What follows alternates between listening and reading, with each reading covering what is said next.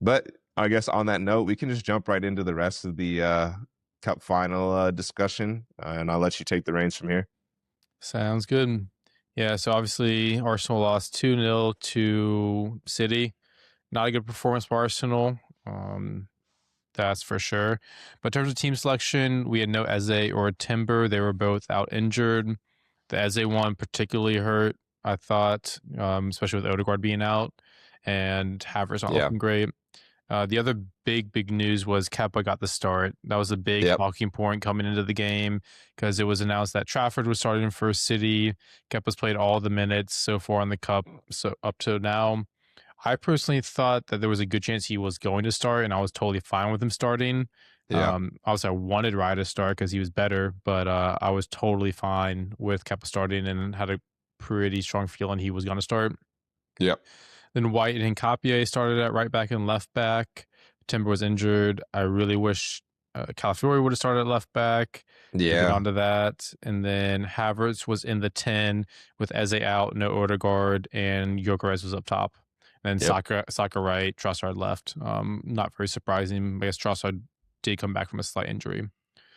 So I felt like there wasn't or Kepa was the big talking point, and then Havertz and I guess Hincapié, but nothing too crazy in there other than the Kepa one. But in terms of Yeah. the match summary, I thought we looked good the first 10 minutes. Had the ball, we were in control, and we had that one chance that came to Havertz in the 6th minute, but it was a super tame shot by Havertz. He just looked like he's kind of kicked it out the keeper. Not much conviction in that finish whatsoever. But other than that, like in the first half, not much else happened. There was kind of some back and forth. I think we controlled a little bit. City definitely grew into the game after the first 15 or so. Mm-hmm. I thought City was doing a good job of breaking up the play in the first half. There were a lot of like tactical fouls, a lot of fouls in the back of our players, especially like Saka. Thought Bernardo was really annoying at doing that, like he always is, and Rodri. Yep. And of course, they got away with no yellow cards. That's what they always do. Mm-hmm. Cannot stand Bernardo Silva, but he was getting a They're the lot of king of the fouls. dark arts. Yeah, like The there was the OGs of one. the dark arts. Yeah, there's the one on Trossard. You could see him like look at Trossard's back. He's like, "All right, I'm just gonna jump into his back and not try and play the ball whatsoever." And it was Mm-hmm. like third foul and just get away with it. But I felt like not too much happened in the first half. I think City had one good chance at the very end, like a Holland header, but that was about it. Yeah. And then going in the second half, I think we definitely should have made some changes at halftime. I think we'll get onto that in a little bit. But Kepa's mistake in the 60th minute was Yep. was big. Terrible mistake by him. Just coming for a cross, and it was just like a few inches too tall for him. So it hits his hands, falls right to O'Reilly, who just heads it in.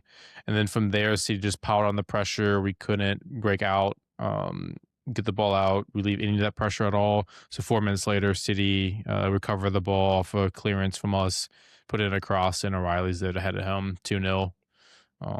Just got hit really quick with those 2 goals. You could tell that we needed subs before that.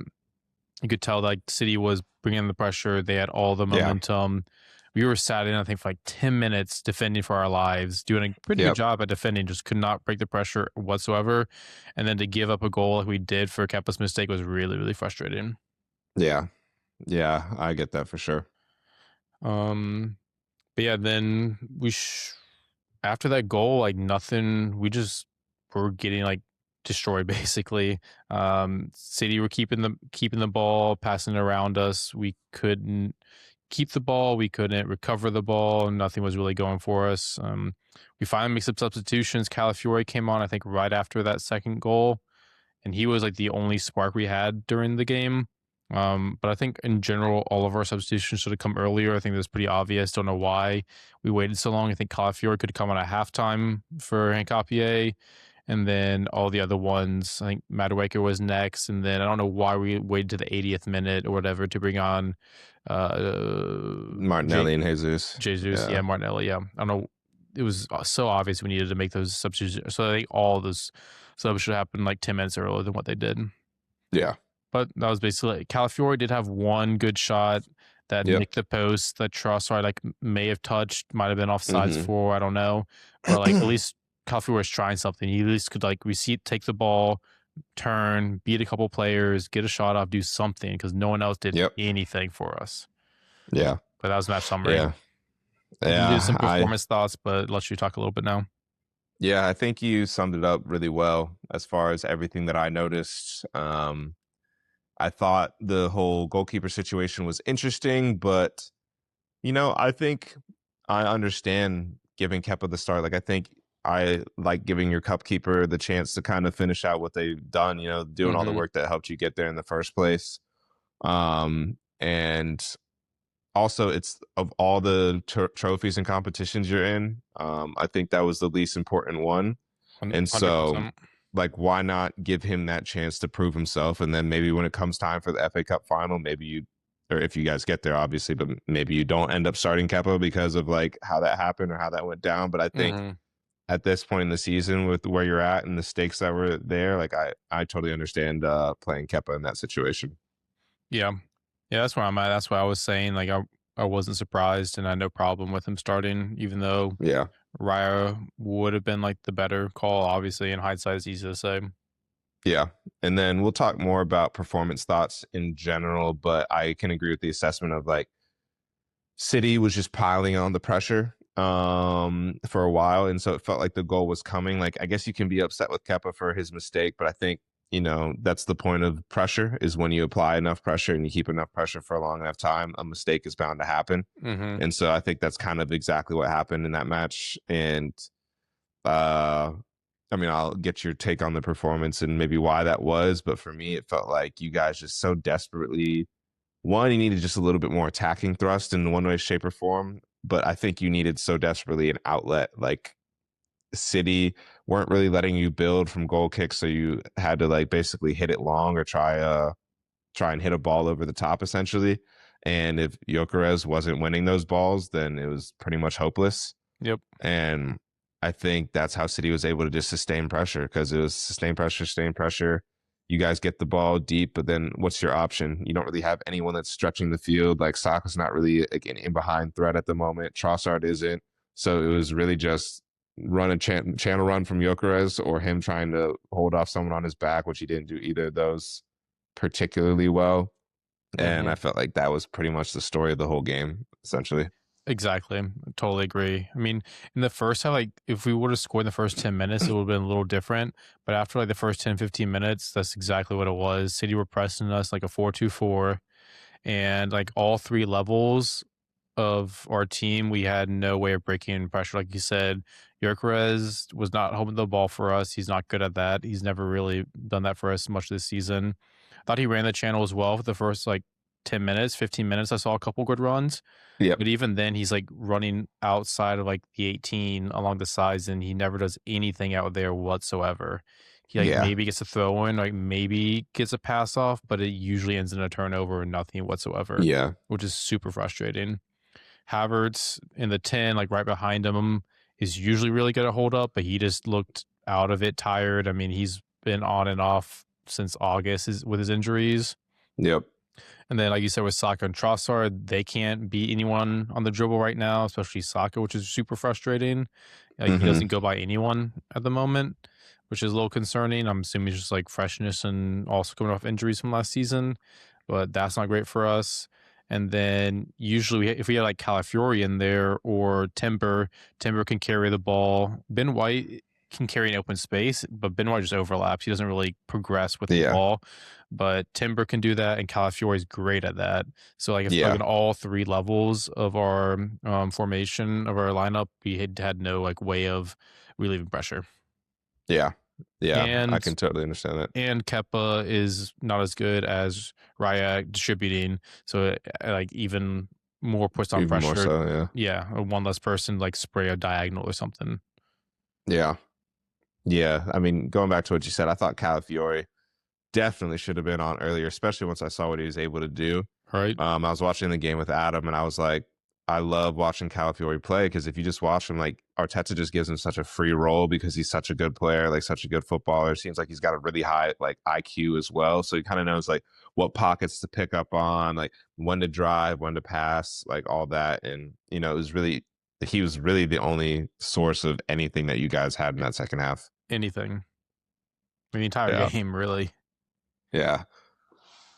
Yeah. That And was then, yeah, like the City's press now, not be able to relieve any pressure. Like was really it. I mean, I think we had. I was listening, heard something else where we had like 20 passes in 20 minutes, which is yeah. pretty atrocious. It's really it. In terms of like individual performances, Saliba was really good. And he was like the Yeah. one bright light from our starters. Calafiori was good. That's about it. Like Yeah. Rice like wasn't able to get on the ball. He's not the best at turning out of pressure, like on the half turn or like Yeah. look receiving facing our own goal. And then I felt like Zubimendi just not he was pretty absent from the game. Yeah. Yeah, I think that basically summarizes the game Yeah. and I thought it was performances. a really good game plan from Pep. And I mean, there's nothing more demoralizing than being a goal down or 2 goals down, even. And then as soon as you get the ball back after City sustained pressure, you just got to kick it long and then they get the ball back. And one of Doku, Bernardo Silva, or Rodri gets the ball, and they're just not going to give up the ball Mm-hmm. unless they get fouled, really. And that's about it. Otherwise, like you're probably not going to get the ball back unless you're like running around in circles and getting tired. And so by the time you get the ball back, you're tired when you got the ball anyway. And there's just, I mean, that's such like a demoralizing way to play against City. Yep, I don't think the like, playing at Wembley helped just because it gave them a little more space. Because the field Yeah, is bigger there. Definitely not an excuse or anything, but that didn't help us. And I think also this is just like a thought theory is we didn't play as much of a high line. One yeah, because we couldn't keep the ball up, but also I think having Kepa back there and not Raya, we weren't as comfortable playing a higher line because Raya is I so could see good that. sweeping things up. Yeah, If we did play a high line, like they just had the ball the entire time, so it didn't really matter. yeah, It was one of the more miserable worst yeah, watches I've had for Arsenal in a long time. That yeah. second half was a rough watch. Yeah, and I want to give credit to Pep for the 4-2-4 tweak and like kind of adjusting the play style there and the pressing style. But I got to give a shout out to my boy.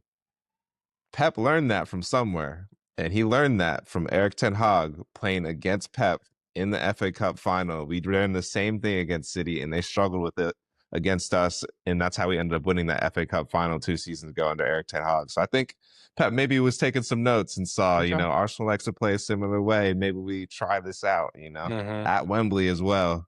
I'm just saying, maybe Eric Ten Hag had a stronger legacy or stronger impact than we may think.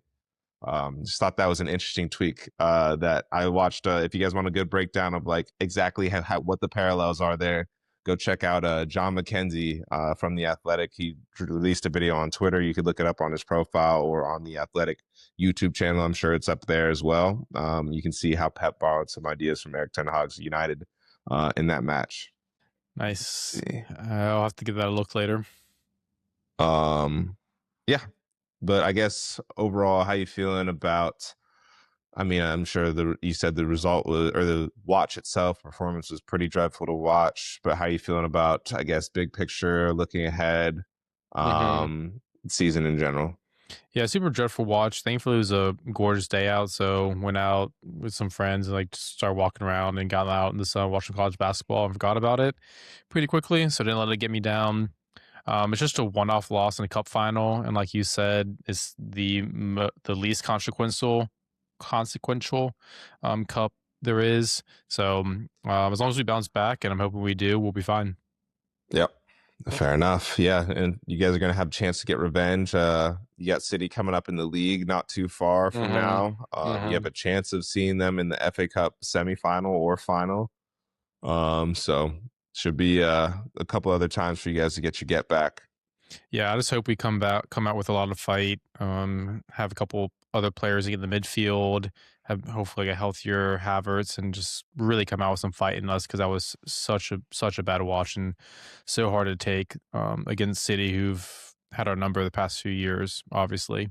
So I Yeah, really want to get back against them and to make things right and yeah. not let this snowball into something much worse for us.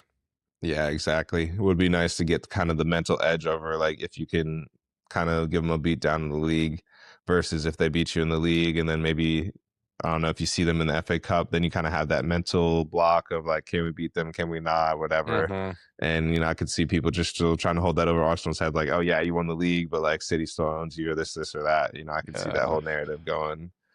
Um, so yeah, it would be nice to be able to get the last laugh, I should say. Exactly.